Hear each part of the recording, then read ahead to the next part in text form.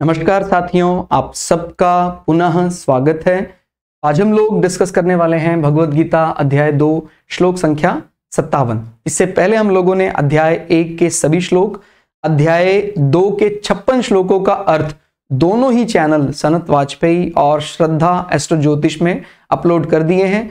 आप में से कोई भी व्यक्ति भगवत गीता के अलग अलग श्लोकों का अर्थ सरल हिंदी भाषा में समझना चाहता है, जानना चाहता है, आप हमारे चैनल को सब्सक्राइब कर सकते हैं, जहां आपको अलग अलग श्लोकों का अर्थ सरल तरीके से हमारी भाषा में समझाया गया है। तो आज का श्लोक अर्थ भगवान श्री कृष्ण अर्जुन को समझाते हुए, जो स्थिर प्रज्ञ मनुष्य है, जिसकी बुद्धि स्थिर है, उसके लक्षण बताते हैं। जो पुरुष सर्वत्र स्नेह रहित हुआ, उस शुभ या अशुभ वस्तु को प्राप्त होकर ना प्रसन्न होता है और ना द्वेष करता है, उसकी बुद्धि स्थिर है। अब यहां पर कुछ शब्द एक विरोधाभास पैदा करते हैं कि जो सर्वत्र स्नेह रहित हुआ,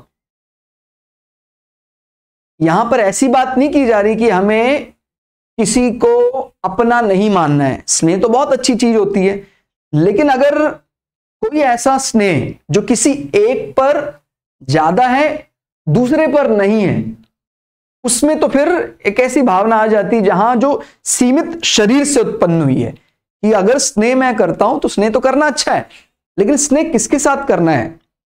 कि मैं तो सर्वत्र व्याप्त हूं, मेरा जो शरीरी है, शरीरी तो सबका एक ही है, लेकिन अगर मैं शरीर की दृष्टि से देखता हूं तो फिर वो सीमित है। शरीर की दृष्टि से मैं सिर्फ स्नेह कर रहा हूं अपने बेटे को, शरीर की दृष्टि से मैं स्नेह कर रहा हूं सिर्फ अपनी भार्या को, शरीर की दृष्टि से मैं अपने माता पिता से स्नेह जो कर रहे हैं, ये जो शरीर को लेके किया गया स्नेह है, उस स्नेह को कम करने की या उस स्नेह को त्यागने की बात की गई है। और जो हमारा वास्तविक स्नेह है वो तो सबके लिए है, क्योंकि हम अगर शरीरी कहलाते हैं, जो हम शरीरी हैं वास्तव में, वो शरीर के संबंधों पर तो उसका स्नेह निर्भर ही नहीं करता है। मैं तो सिर्फ धर्म के साथ, तो कर्तव्य परायण अगर कोई व्यक्ति है तो मेरे लिए मैं वो स्नेह का पात्र है, तो उस स्नेह से कोई हमें रुकावट नहीं है। उस स्नेह को त्यागने की बात नहीं की जा रही है। लेकिन जो शरीर को मानकर किए गए स्नेह संबंध है, क्योंकि आपको पता है उनसे हम स्नेह करेंगे तो हम उनसे मोह करेंगे तो फिर मोह से भय उत्पन्न होता है, और भय से फिर आगे और बड़े दोष क्रोध उत्पन्न हो सकता है कि भाई आप आए क्यों नहीं, मुझे आपका डर सता रहा था। इस प्रकार के स्नेह को अगर हम सीमित ना करके असीमित सबके लिए कर दें कि मुझे तो पूरे संसार भर से स्नेह है, क्यों? क्योंकि वो स्नेह जो धर्म के लिए किए जाना या ये जो कर्तव्य परायणता के लिए किए जाने वाला स्नेह, वो तो ईश्वर के लिए स्नेह है, और वो ईश्वर के लिए किया जाने वाला स्नेह हमें उल्टा दुखों से मुक्ति दे देता है। अब जब ये विचार आता है दुखों से मुक्ति दे देता है, तो क्या दुखों से मुक्ति देगा तो क्या अपने को सुख मिलेगा? यहां पर भी एक विरोधाभास है। जो वास्तविक जिसको हम सुख की जिसकी बात हम कर रहे हैं, उस सुख में ये वाला द्वंद्व नहीं है कि अगर दुख नहीं होगा तो सुख आ जाएगा। नहीं, हम तो पहले से ही मान के बैठे हैं कि हम तो परमानंद की स्थिति में हैं। हमें ना कुछ और चाहिए, ना हमें कुछ छोड़ना है, लेकिन उस सांसारिक बुद्धि जिससे हम वो रियलाइज कर सकते हैं, माने जो सांसारिक बुद्धि है, संसार के विषयों से हटकर जो अपने आप को वैराग्य में लगाकर उस दिशा में लेकर जाए, अगर वो सही दिशा में लग जाए तो सांसारिक ये द्वंद्व जो चल रहे हैं, सुख नहीं तो दुख, माने ये संसार की भाषा है, सुख नहीं तो दुख मिलेगा, दुख नहीं तो सुख, लेकिन यहां क्या बोल रहे हैं, उस दुख को समाप्त कर लें तो फिर वो परम सुख मिल जाता है। परम सुख का माने सांसारिक दृष्टि से कोई सुख की बात नहीं कर रहे हैं, परम सुख का मतलब परमात्मा मुक्ति की बात कर रहे हैं। तो ये जो बात रखी गई है, उस शुभ या शुभ वस्तु को प्राप्त होकर ना प्रसन्न होता है ना द्वेष करता है। अब ये विचार भी किसी को कम समझ में आ सकता है, ऐसा हम तो कहते हैं ईश्वर तो परमानंद है, अगर हम ईश्वर की तरफ जाएंगे तो हमें तो आनंद में भर जाना चाहिए, हमें तो प्रसन्नता से भर जाना चाहिए, जबकि यहां लिखा है ना प्रसन्न होता है। तो यहां क्यों ऐसा हमारे बुद्धि में ये विचार आ रहा है? क्योंकि हमें लग रहा है, हमें ऐसा लगता है कि हमें अभी भी किसी बाहरी वस्तु की आवश्यकता है तो ही हम प्रसन्न हो सकते हैं। लेकिन अगर मुक्ति की अगर जहां बात करते हैं, वो बोलते हैं अपने आप पे संपूर्ण है वो तो, और वो सबका अधिकार है, सबके पास है वो। जैसे हम बोलते हैं ना, मेरी बुद्धि कम है, अभी उसकी बुद्धि ज्यादा है। अगर हम मुक्ति की दृष्टि से बात करते हैं तो मुक्ति का जो मस्तिष्क है वो तो सबके पास है, बस वो रियलाइज करना है। ब्रेन तो सबका ही उतना ही सक्षम है, क्या उसका क्या उसका। ब्रेन, हम उपयोग की बात करते हैं कि वो ब्रेन तो उसका 100% ही है, उसका मस्तिष्क तो 100% ही है, लेकिन वो जानता ही नहीं है अपने दिमाग का सदुपयोग तो 2% इस्तेमाल कर रहा है। लेकिन जिस दिन वो जान जाता है तो मौजूद तो उसके पास पहले से ही था। ऐसे ही यहां पर भी है, हम परमानंद हैं, लेकिन हम परमानंद को अपने शरीर तक ही सीमित रख के अगर देखते हैं तो फिर परमानंद फिर संसार में ही सीमित हो जाता है। हमारा परमानंद कहीं हमारा ओझल हो जाता है, मिलता नहीं है। तो फिर हमें लगता है यार यही सुख है, यही दुख है, यही प्रसन्नता है, यह अप्रसन्नता बस। लेकिन अगर उस संसारिक विषय को त्याग देंगे तो फिर हमें खजाना मिल जाएगा आनंद का।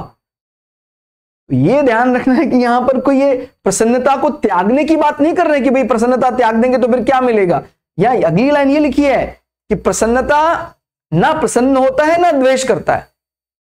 जिसके पास सब कुछ है, एक बार सोच के देखिए, अगर हालांकि ये सब कुछ कह देना सांसारिक विषयों में करीब करीब असंभव है। ऐसा संसार में कोई नहीं है जो, कोई नहीं कहने का मतलब जो मुक्ति भावना को अभी प्राप्त नहीं किया है जिसने, वो व्यक्ति तो नहीं कह सकता है कि मैं संसार में अभी मैं सब कुछ प्राप्त कर लिया है। अभी जो मुक्ति से दूर है वो तो नहीं कह सकता है मैंने सब कुछ प्राप्त कर लिया है। अगर वो कहता है मैं सब कुछ प्राप्त कर लिया है, मुझे अब कुछ नहीं चाहिए, इसका माने उसके जीवन में अब उसको कोई सुख की आकांक्षा, माने सांसारिक सुखों की आकांक्षा, और उसको दुख से कोई भय भी नहीं है, क्योंकि वो जानता है मैं तो परमानंद हूं। जो परमानंद है उसमें ना तो सुख और समा सकता है ना ही दुख आ सकता है, वो तो परमानंद है। और क्योंकि वो आ सकता है मतलब उसमें कुछ ना तो आ सकता है और ना ही उससे कुछ निकल सकता है। ठीक हो गया। तो ना प्रसन्न होता है और ना द्वेष करता है, उसकी बुद्धि स्थिर है, उसी को हम स्थिर प्रज्ञ कह सकते हैं। तो ये एक प्रकार से 56वें श्लोक का ही एक एक्सटेंशन है। 56वां श्लोक जो भगवान ने अर्जुन को समझाने के लिए रखा, उसी को आगे बढ़ाकर ये बात कही गई कि कैसे समझा जाए कि ये व्यक्ति जो है वो अब उस विचारधारा के नजदीक, जो भी स्थिर प्रज्ञ है वो फिर अधिकारी बन जाता है मुक्ति का, मोक्ष का अधिकारी बन जाता है। तो उसके कुछ लक्षण भगवान श्री कृष्ण अर्जुन को समझाते हुए कह रहे हैं, चाहे जीवन में कभी ऐसा लगे प्रसन्नता आ रही है सांसारिक दृष्टि से, या खुशियां आ रही हैं, या सांसारिक दृष्टि से कभी ऐसा लगता है दुख आ रहा है, उनसे वो निर्लिप्त है, उनसे उसको कोई खास फर्क नहीं पड़ता। वो तो जानता है मेरा तो कर्तव्य पर अधिकार है। अगर कभी ऐसा लगा कि नहीं इस कर्म फल से मुझे दुख मिला, फिर से कर्म करेगा, उस पर पूरे दिन विचार करके परेशान हो जाए, ऐसा नहीं है। विचार करना चाहिए हमें, क्योंकि निर्दोष कर्म की तरफ अगर जाना है तो बिल्कुल अच्छे से गणित लगाकर कार्य करना है, लौकिक बुद्धि से अच्छा सा कि किस प्रकार से प्लानिंग की जाए कि इस बार मेरे कर्म को और बढ़िया तरीके से, क्योंकि यहां एक बात और कही गई है, कर्म करना है निष्काम होकर, लेकिन अनुशासन में जरा भी कोताही नहीं करनी है। निष्काम होकर ऐसा नहीं करना है कि मैं तो निष्काम होकर कर रहा हूं, अब मैं चाहे फेल हूं चाहे पास हूं तो मैं मेहनत क्या करूं, ऐसा नहीं कहा गया है। मेहनत आपको जो सकाम व्यक्ति है उससे कई गुना ज्यादा करनी है अपने अनुशासन में, क्योंकि आप तो क्या समझकर कर रहे हैं, आप पहले समझकर कर रहे थे कि मेरे लिए, अभी आप समझ के कर रहे हैं ईश्वर की सेवा। तो ईश्वर की सेवा जो कर्म है ये तो बहुत उच्च कोटि का कर्म है, और अगर हम उच्च कोटि के कर्म की अगर बात कर रहे हैं तो यहां तो जरा भी कोताही नहीं बरत सकते हैं।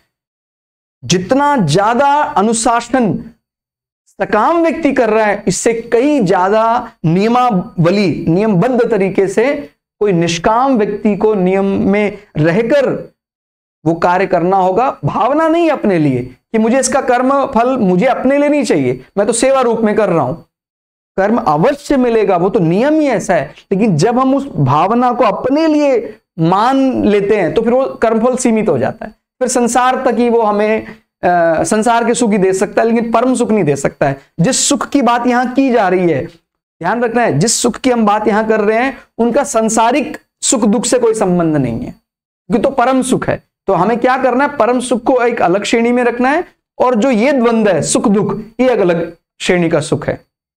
क्योंकि जब परम सुख होता है तो कुछ मिलता नहीं है कि मुझे कुछ मिल गया, मुझे एक बहुत बड़ा रजवाड़ा मिल गया, मैं तो राजा बन गया, ऐसा कुछ चीज नहीं मिलती है, बस हमें हम मिल जाते हैं। तो वो परम सुख है और हम ही अनंत हैं। और जब हम अपने आप को जान लेते हैं, पहचान लेते हैं, तो फिर हम वो परमात्मा स्वरूप परमात्मा ही बन जाते हैं।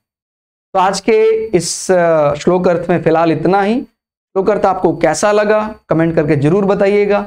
मिलते हैं अगली वीडियो में, तब तक के लिए जय श्री भगु पराशरा, जय श्री शुक्राचार्य, नमस्कार।